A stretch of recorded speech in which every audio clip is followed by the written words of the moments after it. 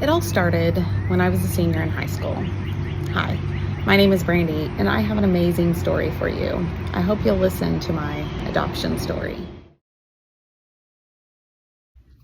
So, this amazing story didn't start off so amazing.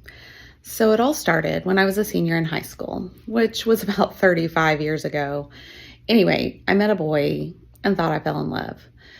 So, this graduation is coming soon, and he asks me to move into an apartment with him after we graduate. He told me that if I didn't move out with him, then he would break up with me, and so I said that I would. This absolutely broke my parents' hearts.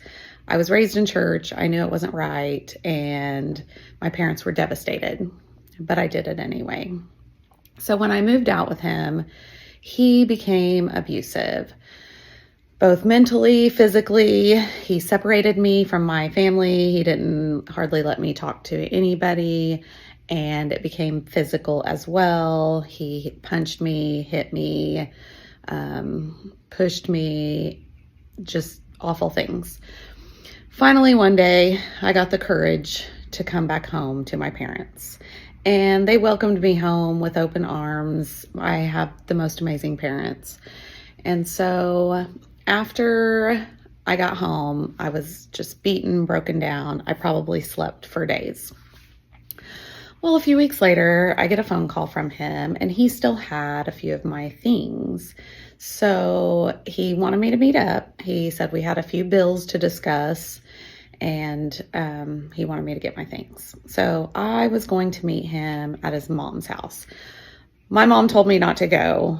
She said she would go with me, and I was like, I'm meeting him at his mom's house. It'll be fine.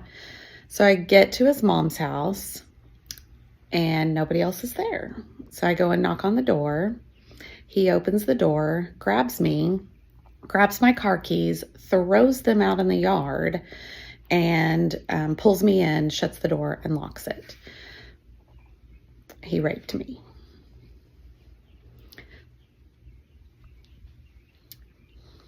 Sorry. I remember afterwards crawling in the grass trying to find my car keys. And I just said a little prayer. God, please help me find my keys. And I was able to crawl right to them. I drove home and I didn't tell anybody because I thought it was my fault. My mom even said, don't go. And I went anyway. And I feel like when that kind of thing happens, a lot of girls do blame themselves and they feel like it's their fault and they shouldn't have gone.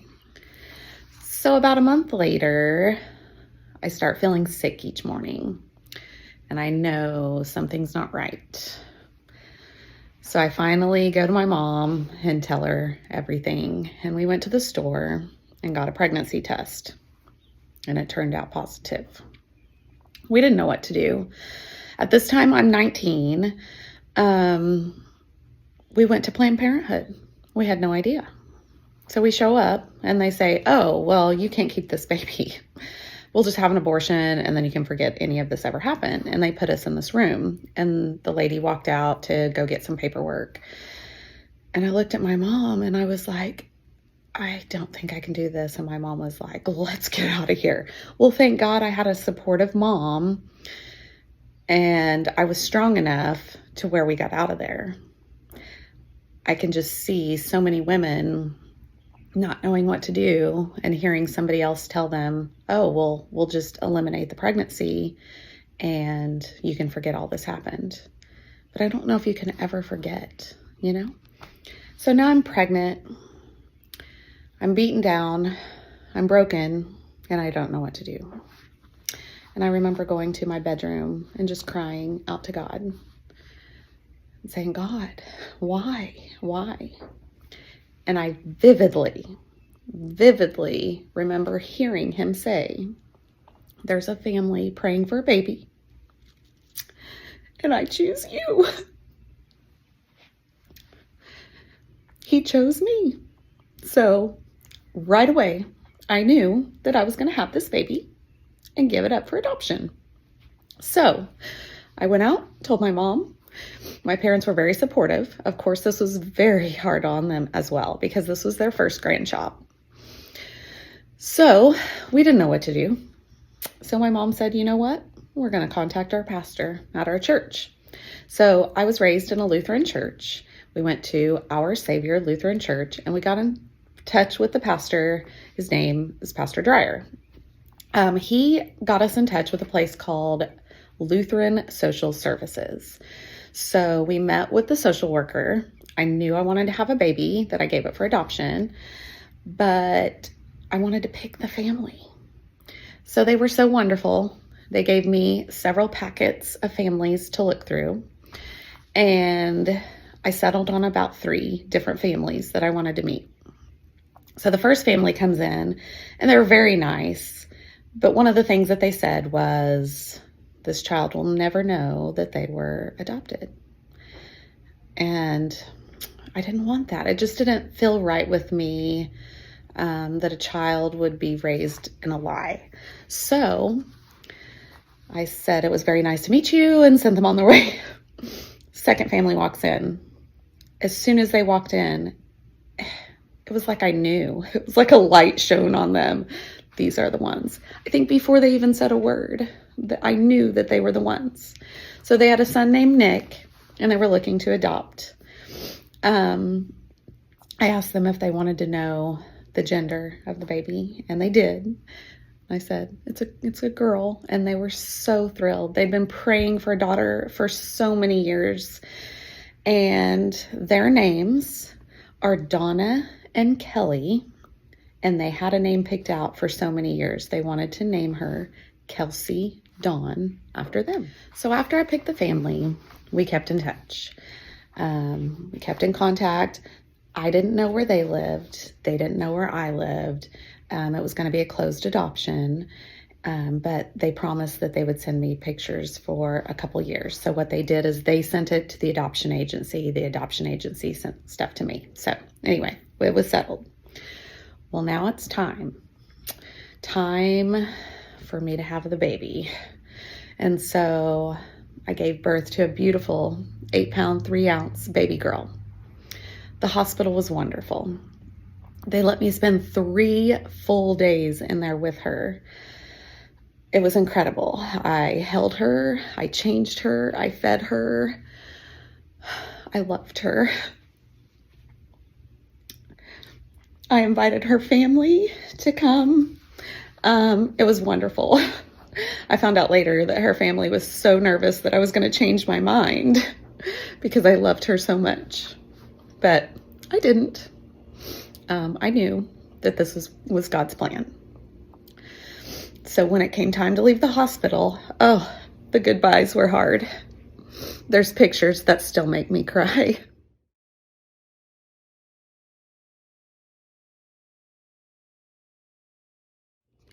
So we still had to go to court to sign the papers for the adoption. And unfortunately, the mom of the boy that raped me tried to fight for custody. It was a nightmare, but God is in control. She did not win, and Donna and Kelly became Kelsey's mom and dad. They kept in touch with me for about 3 years, and like I said, they sent letters to the adoption agency. The adoption agency sent them to me. So I got pictures of her until she was about 3 years old.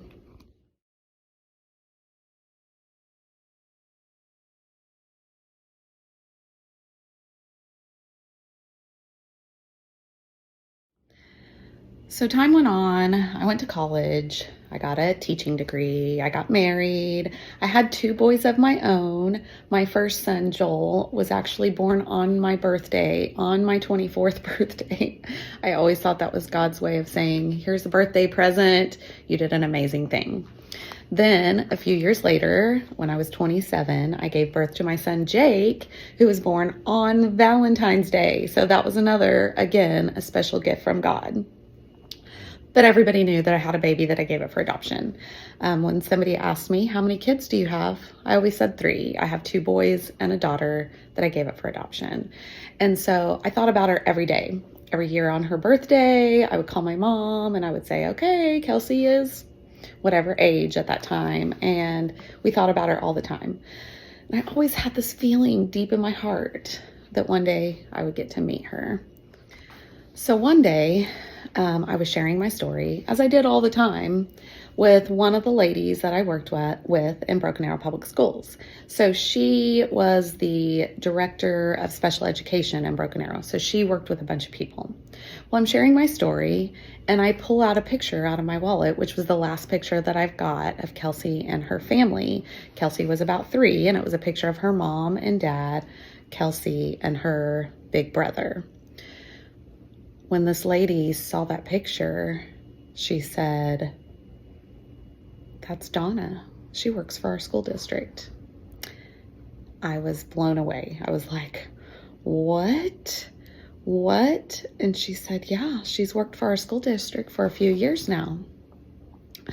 So I got online and looked her up, and sure enough, she had a daughter named Kelsey and a son named Nick.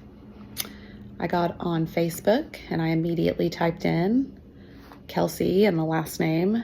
And when I saw a picture of her pull up, oh my gosh, she looked just like my family.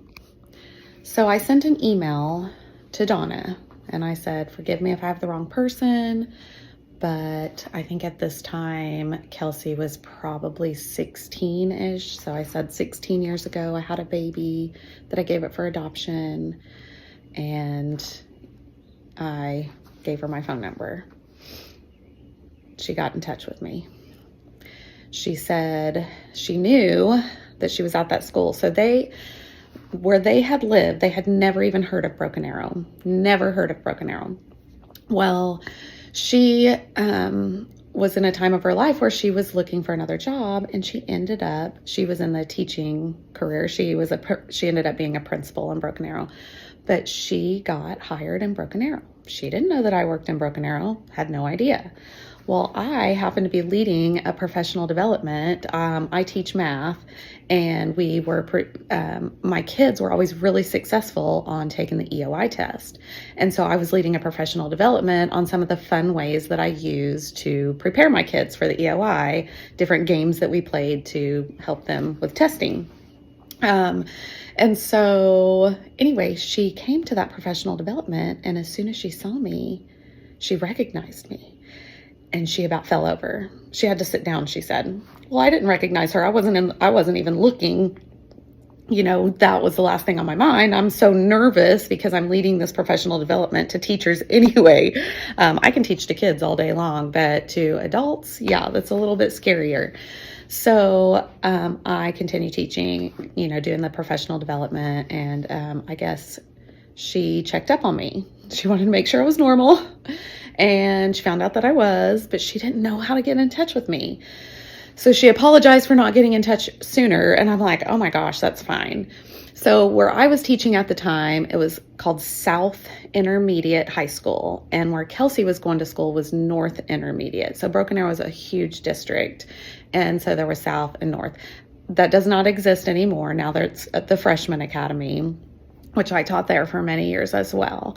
But, yeah, so I didn't ever see Kelsey. I didn't, anyway. And her mom actually made sure she went to North because she knew that I was in the district. So her mom is so wonderful. I mean, so incredible. Her mom would tell me, so Kelsey was a cheerleader. She would tell me when there were cheer competitions or, football games or whatever, so I could go and watch her. But the thing was, she always said, is Kelsey did not want to meet her biological mom until she was at least 18 years old. So I had to keep it on the down low. I couldn't say anything, but I got to go watch her. Oh my gosh.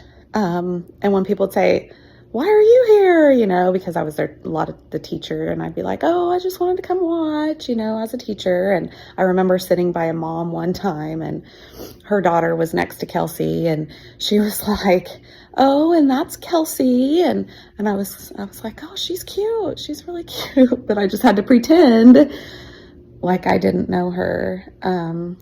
So there was a football game in particular that I was at, and I'm up in the stands and I'm watching. Well, during halftime, the cheerleaders can leave the stands and come up and visit with people. Well, I guess I happened to be sitting right next to a person that Kelsey knew. And she literally crawled over my lap to talk to this woman. And I had to look away, and there were tears streaming down my face because it was the closest I had been to her since I gave her up for adoption. Well, her mom got that picture. Her mom was wonderful. Her mom got many, many pictures of me at all these different events. And Kelsey told me later, she said it was so funny because she would see that her mom took pictures of the audience and she'd be like, "Mom, I'm on the floor. Why are you taking pictures in the audience?" And it's just so funny because she wanted to show her one day that I was there at these events. So her mom is the most incredible, incredible woman. So Kelsey turns 18. And her mom tells her that she found me and Kelsey wants to meet me. So her mom set it all up. Her mom is the most amazing, incredible lady. Anyway, so her mom sets it all up, and I remember we were meeting at Panera Bread. Well, Kelsey said her mom really struggled on the way there. And she started crying, and Kelsey's like, "Mom, why are you crying?" She's like, "What if you love her more than me?" And Kelsey says, "Mom, I will never love her more than you. You're my mom, but I will love her."